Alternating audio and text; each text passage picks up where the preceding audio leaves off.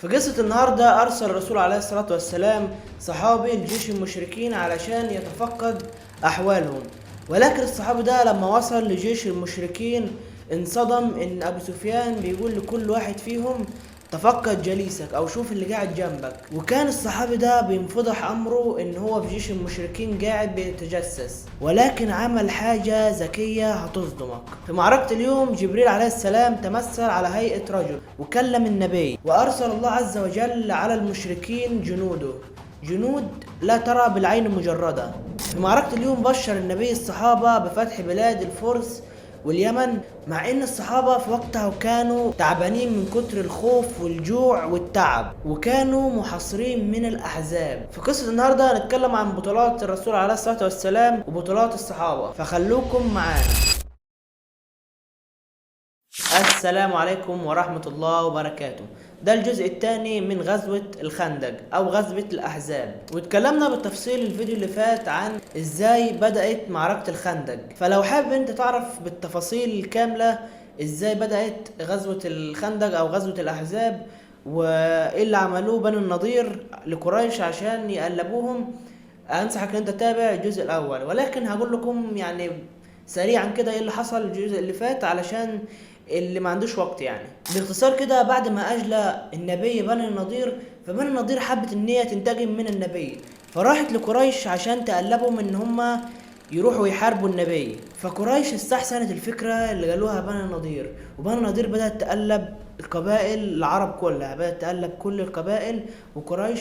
فبدأوا ان هم يعني يجمعوا جيش لحد ما جمعوا 10,000 مقاتل للمسلمين، وكان عدد المسلمين 3000 مقاتل بس، يعني 3 أضعاف واكتر. وبعد ما جمعت قريش والأحزاب بعضهم تحركوا لجهة النبي والمدينة، ولكن قريش ما كانتش تعرف ان قدامها خطة فارسية ذكية من شورة صحابي اسمه سلمان الفارسي، وخطته كانت الخندق. والخندق هي زي الحفرة الطويلة كده والعميقة، تكون حفرة طويلة كده صعب ان حد يخترقها. وبدأت قريش والأحزاب تتحرك جهة المدينة علشان يغزوها. والآن بعد ما عرفنا تفاصيل شوية عن الجزء الأول أو كيف بدأت غزوة الخندق لأنها مهمة وحكيناها بسرعة يعني، بسم الله نتوكل على الله ونبدأ. بعد ما راح حيي بن الأخطب لبني قريظة علشان يعرضهم على نقض العهد، فعلا بني قريظة نقضت العهد. فشك النبي والصحابة إن بني قريظة نقضت العهد، فأرسل النبي بعض من الصحابة يتفقدون ويتأكدون من خبر نقض العهد بتاع بني قريظة. فأرسل النبي سعد بن أبي معاذ وسعد بن عبادة علشان يتفقدوا أمر بني قريظة، هل فعلا نقضوا العهد ولا دي إشاعة. فقال النبي إذا كان الذي ذاك، يعني لو فعلا نقضوا العهد، فتكلموا بكلام تلحنون به، يعني يقولوا له بطريقة غير مباشرة كده بكلام أنا أفهمه وهم الصحابه ما يفهموش، عشان ما يثبطوش عزيمه المسلمين ويخروا يعني. المهم راح سعد بن ابي معاذ ومعه الصحابه وراحوا لبني قريظه، فقالوا ايه اخبار العهد الذي بيننا وبينكم، عهدكم مع رسول الله؟ فقالوا ما رسول الله، لا عهد بيننا وبين محمد، انه رجل غريب. فلما سمع سعد بن ابي معاذ الكلام ده اتغاظ كده واتضايق، وبدا ان هو يشتم بني قريظه، وبداوا ان هم يشتموا بعض، بني قريظه تشتم سعد وسعد يرد عليهم. ولكن بني قريظة بدأت ان هي تسيء للنبي وتشتم النبي، فسعد بن ابي معاذ اتغاظ جدا، اتعصب، وبعدها رجع للنبي وهم مستائين وفي وجيههم الحزن، وقالوا للنبي عضل والقارة، يعني غدروا مثل ما غدروا بالصحابة في حادثة الرجيع. يعني كده بني قريظة نقضت العهد. ولكن كان رد النبي مختلف، لأن النبي كبر وقال أبشروا يا معشر المسلمين. ولكن يومها ناموا المسلمين، ولما صحيوا لقيوا حاجة يعني صدمة، لقوا ان المشركين جايين يهجموا عليهم وقائدهم عمرو بن ود.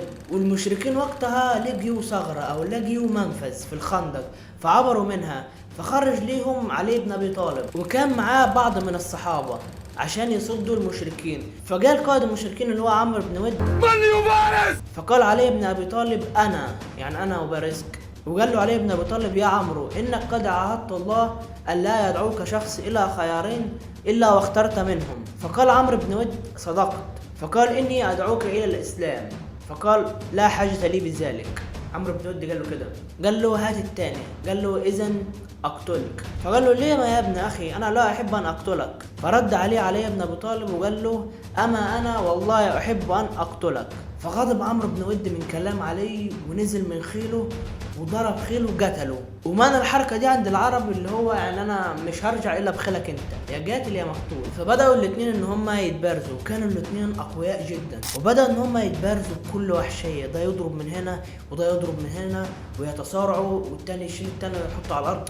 كانت يعني فوضى وقتها. المهم ان السيف بتاع عمرو طار وهو وقع على الارض، فما حبش علي بن ابي طالب ان هو يقتله وهو على الارض، فاستناه عشان يقوم. ولكن عمرو بن ود كان مخبي خنجر، فطلع كده الخنجر، ولكن علي بن ابي طالب خد باله وانتبه، فقتله على طول فورا يعني، ومات في وقتها. فقالوا يعني ما دام ان القائد بتاعهم مات يعني فخلاص احنا ملناش المكان هنا. وبدأ النبي ان هو يحط صحابة يحرسوا الثغرة دي او المنفذ ده، فبدأت ان تكون الحتة دي فيها حراسة مكثفة. وبدأ ينتشر خبر نقض عهد بني قريظة، وأتاهم الأحزاب من فوقهم ومن أسفلهم، حتى ظن الصحابة بالله الظنون. بدأ الصحابة ان هم يخافوا، كما قال الله: إذ جاءوكم من فوقكم ومن أسفل منكم وإذ زاغت الأبصار وبلغت القلوب الحناجر وتظنون بالله الظنون هنالك ابتلي المؤمنون وزلزلوا زلزالا شديدا وإذ يقول المنافقون والذين في قلوبهم مرض ما وعدنا الله ورسوله إلا غرورا. وبدأ المنافقين ان هم يهبطوا في المؤمنين، وبدأ ان هم يستهزئوا بالنبي، وحتى ان هم بدأوا ان هم ينسحبوا. جت الجرأة ان هم ينسحبوا ويقولوا ان احنا بيوتنا عورة ونسائنا واطفالنا سايبينهم لوحدهم في المدينة، هنروح نرجع عشان نحميهم. ونزل فيهم قول الله: يقولون إن بيوتنا عورة وما هي بعورة إن يريدون إلا فرارا. حتى ان في واحد من المنافقين كان بيقول: كان محمد يعدنا بأن نأكل من كنوز كسرى وقيصر، ونحن الآن لا نأمل على أنفسنا أن نذهب للغائط، يعني الحمام أعزكم الله. يعني شوف طريقة وخباثة المنافقين ان هم ازاي بيتكلموا على الرسول بالطريقة دي. والرسول اصلا ما بيقولش حاجة يعني من نفسه، ده كله من عند ربنا. كانوا حرفيا المنافقين دول اخوان الشياطين حرفيا، ولا اللي هم مع المسلمين ولا اللي هم مع الكفرة، ما تعرفش يعني هم يعني ايه ملتهم اساسا. المهم وقتها كانوا المسلمين محاصرين وقتها يعني قريب من الشهر كده، وكان ما فيش حرب يعني لسه ما بدأتش حرب، كانت مناوشات بس بالسهام والنبال والحجارة وكده. وقتها جاء خبر للرسول ان بني قريظة اللي هم جنبهم عايزة تغير على المسلمين ليلا. الرسول عرف ان هم عايزين يعملوا خطة خبيثة كده بالليل، وعرف الرسول ان هم ارسلوا حيي بن اخطب لقريش عشان يمدهم ب1000 مقاتل و1000 من غطفان علشان يغيروا على المسلمين ليلا في السر كده. فامر النبي ب200 مقاتل يحرسون المدينه، ويبدا ان هم يكبروا بصوت عالي وتكون معاهم خيولهم عشان بني قريظة تسمع صوت الخيول والتكبير فتعرف ان في ناس هنا في المدينه. وكان وقتها ما فيش اصلا ناس في المدينه، حتى ان ابو بكر عليه السلام بيقول: لقد خفنا على الزراري اللي هم النساء يعني في المدينه من بني قريظة أشد من خوفنا من قريش وغطفان على أنفسنا. فجاء يوم من الأيام كانوا بني قريظة عايزين يتأكدوا فعلا في مسلمين في المدينة ولا مفيش، فأرسلوا بني قريظة واحد منهم يتجسس على المدينة يشوف في رجال أو مفيش، عشان لو كده يخش المدينة بكل سهولة. ووقتها فعلا المدينة ما كانش فيها ولا راجل، ما كانش فيها غير واحد اسمه حسان بن ثابت، وده كان راجل كبير وكان تعبان يعني ما يقدرش أصلا إن هو يقوم يحرس اي حاجه ولا يعمل اي حاجه. المهم نزل الشخص ده الجاسوس للمدينه، وبدا ان هو يتفقد كده، يروح يمين يروح شمال مش شايف رجال، يروح يعني يبص فوق مفيش رجال، يبدا ان هو يتطلع كده ويبص ويشوف، فحس ان هو مفيش اي رجل خالص في المدينه. المهم صفيه بنت عم النبي شافت ان في جاسوس فقالت لحسان، فحسان ما كانش قادر. المهم ربطت كده يعني حاجة على خصرها وخدت خشبة كبيرة ونزلت للشخص ده. فلما نزلت له كده وجت من وراها راحت ضرباه بالخشبة والراجل مات على طول في الفور. فعرفت بني قريظة ان في رجال في المدينة، وما كانش اصلا في رجال في المدينة خالص، ما كانش في اي رجل غير حسان بن ثابت وكان تعبان. فلما شاف النبي الوضع كده واشتد البلاء على الناس، فامر النبي بكتاب يرسله لغطفان ان النبي هيديكم ثلث ثمار المدينة على ان ترجعوا ولا تقاتلوا مع قريش. والنبي عمل كده علشان يرحم الصحابة من التعب ده، حب ان هو يخفف عنهم. بس حب النبي قبل ما يرسل الكتاب ده ان هو يستشير سعد بن معاذ وسعد بن عبادة.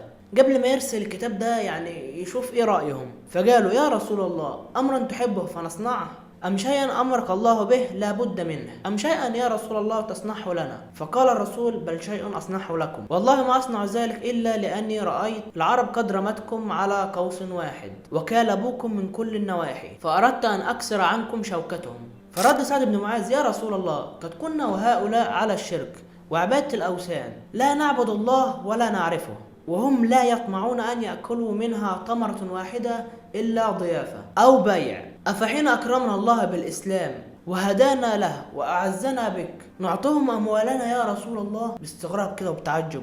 فقال له والله ما لنا بهذا حاجة ولا نعطيهم إلا السيف حتى يحكم الله بيننا. فوافق النبي على كلام سعد ومسح اللي كان مكتوب وما أرسلوش لغطفان. فلما رجعوا الرجلين اللي أرسلتهم غطفان لم ينالوا مبتغاهم، فقالوا غطفان ما وراءكم، يعني عملتوا إيه مع محمد؟ هل نجحت الصفقة ولا لا؟ فقالوا الرجلين اللي أرسلتهم غطفان قالوا لم يتم الأمر، والله رأينا قوم يفدون أنفسهم لأجل صاحبهم على النبي يعني. وكانت دايما قريش والأحزاب ترسل فرسان يتهاوشون مع المسلمين ويرمون عليهم السهام والنبال والحجارة، وكانوا الصحابة على الخندق بيراقبوا ويحرسوا الخندق. المهم ان سعد بن معاذ كان موجود على الخندق. وقتها حصلت مناوشة بين المسلمين والمشركين، وكان سعد بن معاذ موجود وكان من الناس اللي بتحارب. وكان في شخص من صفوف المشركين عينه على سعد بن معاذ، عارف ان هو سادة من سادات المدينة، عينه على سعد بن أبي معاذ بيراقب ويترقب الفرصة الثمينة. ولما جاته الفرصة رمى سهم على يد، والسهم دخل في منطقة الوريد والشرايين، وكانت منطقة يعني حساسة جدا. فلما شاف ابن العركة اللي رمى السهم على يد سعد بن معاذ قال خذها مني وأنا ابن العركة. فقال سعد عرق وجهك في النار يا عدو الله، اللهم إن أبقيت شيئا من الحرب فأبقني لها يا الله. وكانت عائشة زوجة الرسول رضي الله عنها بتحذر أم سعد على طول من درع بتاع سعد بن أبي معاذ إن هو قصير، كان الدرع قصير فكانت إيده باينة، وده السبب اللي خلى السهم يدخل في إيد سعد بن أبي معاذ. ولكن سعد بن أبي معاذ كان وقتها متأخر، يعني كان متأخر عن الخندق فما اداش للموضوع أهمية. فلما راح حصل اللي حصل، وسعد بن أبي معاذ نزف دم كتير جدا لأنه كان في وريد، فأغمى عليه وهم ودوه وأسعفوه، ولكن حالته كانت حرجة وصعبة. وحاول النبي إن هو يعني يكويله الجرح عشان يوقف النزيف، ولكن ما نفعش. النبي كواله 3 مرات وبرضه النزيف بيرجع ويكون أشد من الأول. وجاء شخص للنبي اسمه نعيم فقال يا رسول الله إني قد أسلمت وإن قومي لم يعلموا بإسلامي، فمرني يا رسول الله بما شئت.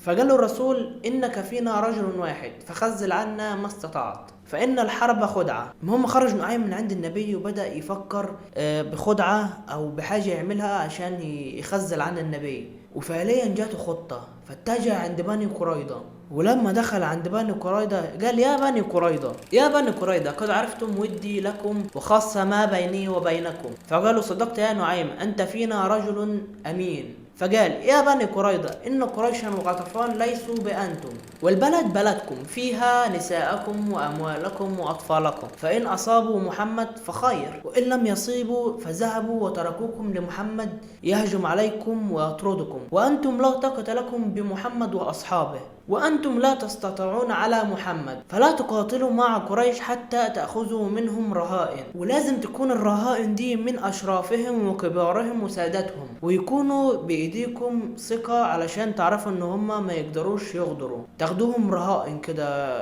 علشان تطمنوا. فقالوا والله نعم الشور، الآن نروح لقريش نطلب رهائن. وبعدها خرج نعيم من عند بني قريظة بسرعة عشان عارف ان بني قريظة هتروح دلوقتي تاخد الرهائن، فطلع عند قريش بأسرع وقته لقريش وغطفان. فلما وصل عند قريش نعيم فقال لهم قد عرفتم ودي لكم وفراقي وكرهي لمحمد وأصحابه. فقالوا صدقت يا نعيم إنك أنت فينا رجل أمين. فقال نعيم إني وقد بلغني أمر ورأيت أن أخبركم وأبلغكم به، وواجب علي أن أحذركم نصحا لكم، سأخبركم ولكن اكتموا عني ولا تقولوا لأحد بأني جيت هنا ولكنكم شفتوني. فقالوا ماشي تمام، بسرعة قول لنا عشان احنا بدينا نتوتر. قال إن بني قريظة ندموا على ما فعلوه بنقضهم لعهد محمد، وقد أرسلوا إليه برسالة فيها أن قد ندمنا على ما فعلنا، فهل يرضيك يا محمد بأن نأخذ لك من قريش وغطفان رجال من أشرافهم وأفضلهم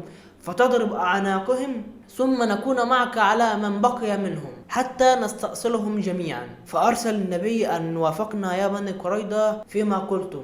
فقال نعيم يا قريش لا تعطيهم منكم رجل واحد أبدا. وبعدها خرج لغطفان وقال لهم نفس الكلام اللي قالهم لقريش. فكده نعيم عمل حاجة، ضرب بني قريظة بقريش وضربهم بغطفان، فبقى كلهم كده يعني شكوا في بعض كده. يبقى بني قريظة هتروح لقريش علشان تطلب رهائن، فقريش هتعرف ان الرهائن دي علشان يعني بني قريظة تاخدهم وتضرب وتديهم للنبي يضرب اعناقهم. فلما جه يوم السبت وكان ده بقدر الله، ارسلوا قريش لبني قريظة فقالوا انا لسنا بدار مقام، يعني احنا مش هنعيش طول حياتنا في المكان ده، احنا لازم نحارب، وقد هلكنا وهلكت خيولنا، فاخذوا للقتال حتى نقتل محمد واصحابه، يعني جهزوا نفسكم عشان هنروح نحارب.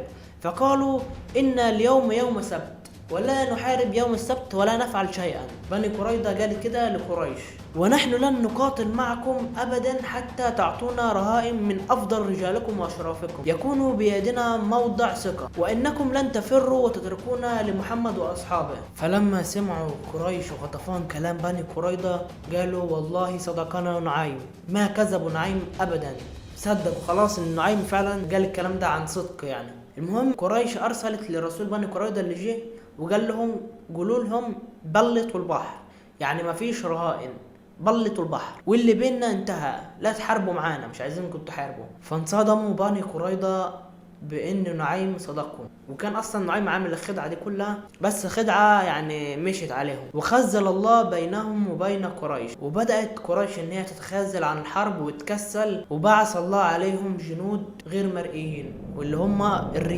ريح بارده قويه جدا بتسكب اكلهم وتقلع خيامهم. وكان النبي وقتها وبالليل كان قاعد بيقوم الليل وبيصلي، فقال من رجل منكم يقوم فينظر لنا ما فعل القوم ثم يرجع؟ وقال النبي وأضمن له أن يرجع وما يصيبه أذى، وأسأل الله أن يكون رفيقي في الجنة. فما قامش أي رجل أبدا من كتر التعب والجوع والخوف والبرد، ما قدروش الصحابة ان هم يقوموا اساسا. فلما شاف النبي ان ما فيش حد قام فنادى على واحد اسمه حذيفة قال له قم يا حذيفة. فيقول حذيفة لم يكن لي الخيار، ما دام نداني بشخص كده خلاص كده الامر منتهي، ما ينفعش ان انا ارفض. وقال اذهب الى القوم فانظر ماذا يفعلون ولا تحدثن شيئا ابدا، يعني ادخل شوف ايه اللي في القوم وتعالى، يعني اوعى تعمل اي حاجة تاني. فذهب حذيفة بن اليمان في الاحزاب فيقول فدخلت في القوم والريح وجنود الله تفعل ما تفعل، لا تقر لهم قدرا ولا نارا ولا بناء. فقام ابو سفيان وقال يا معشر قريش فلينظر كل من جليسه، يعني مين اللي قاعد جنبه، وقال كده خوفا من الجواسيس. فخاف حذيفة ان هو ينفضح امره، ولو عرفوا قريش ان هو موجود معاهم هيقتلوه. فقمت بسرعة واخذت بيد الذي جنبي وقلت من انت بصوت عالي كده؟ فقال فلان ابن فلان. خاف، واللي جنبه قال له فلان ابن فلان. فلما عمل كده محدش سأل وخلاص نجا يعني. وبعدها قال ابو سفيان يا معشر قريش يا معشر قريش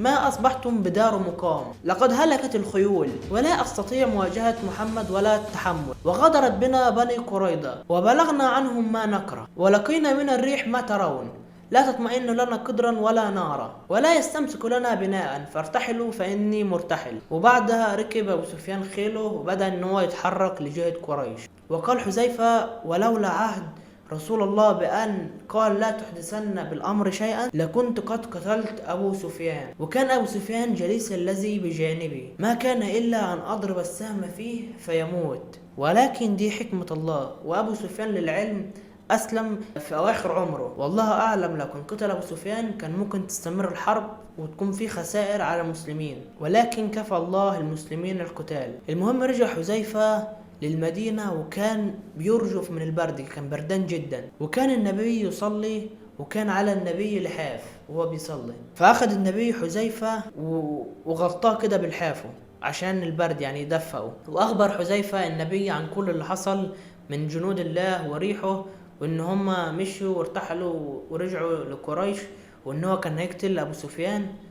وكل ده حصل بمشيئة الله، وانتصروا المسلمين وكبروا وحمدوا الله على الانتصار. فرجع المسلمين للمدينة، ودخل كل مسلم فيهم لبيته عشان خلاص يرتاح. ودخل النبي بيته وخلاص هيحط السلاح، أتى جبريل للنبي وكان معتجر بعمامة من استبرق، فقال: أو قد وضعت السلاح يا رسول الله؟ قال الرسول: نعم. فقال جبريل: ما وضعت الملائكة السلاح يا محمد، وإن الله عز وجل يأمرك يا محمد بالمسير إلى بني قريظة، فإني قد عامد إليهم فمزلزل بهم. فأخذ النبي السلاح وأذن في الناس وقال: من كان سامعا مطيعا فلا يصلين العصر إلا في بني قريظة.